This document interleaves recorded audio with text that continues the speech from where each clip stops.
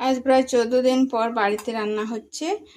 তো আজকে হচ্ছে শুক্তো টাইপের শুক্তো, তো যেমন সব সবজি থাকে এটা সব নেই, মানে উচ্ছে বেগুন আলু দিয়ে একটু সবজি আর যে ডাঁটাটা চচ্চড়ি টাইপের করেছি হয়ে গেছে। আর হবে অল্প চিকেন। তো প্রথমে উচ্ছেটা ভেজে নেব ভালো করে।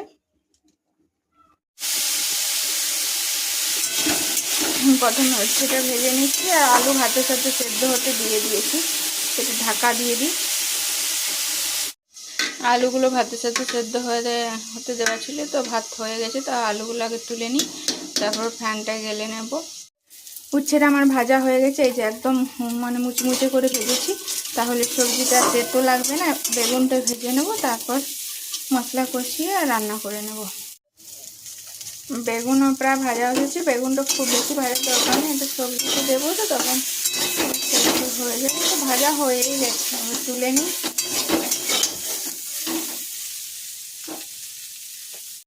কড়াইতে তেল দিয়ে দিয়েছি, তেলটা প্রায় গরম হয়ে গেছে, এবার ফোড়ন দিয়ে দেবো আর পেঁয়াজগুলো দিয়ে দেবো। ফোড়ন দিয়ে দিলাম, পেঁয়াজটা দিয়ে দিলাম, ভাজা হোক, তারপরে দেব আদা আর রসুন। পেঁয়াজটা সামান্য ভাজা হয়ে যাক, আদা দিয়ে দিয়েছি। আদাটা দেওয়ার পর এবার রসুনটাও দিয়ে দিই। রসুনটা হালকা ভাজা হলে পরে গুঁড়ো মশলাগুলো সব দেবো। এই যে গুঁড়ো মশলাগুলো দিয়ে দিলাম, হলুদ জিরে ধনে। এবার এটা ভালোভাবে ভেজে আর আলুটা দিয়ে দিই।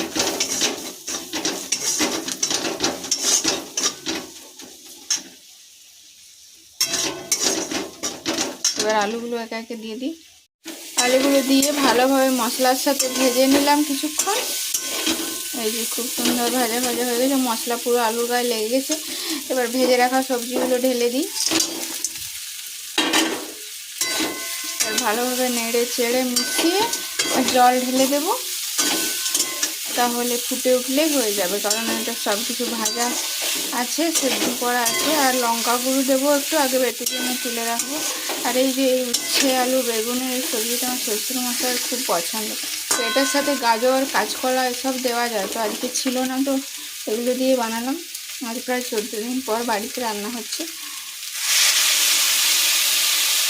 জল দিয়ে দিচ্ছি, আর এই সবজিটা আমার রান্না হয়ে গেছে।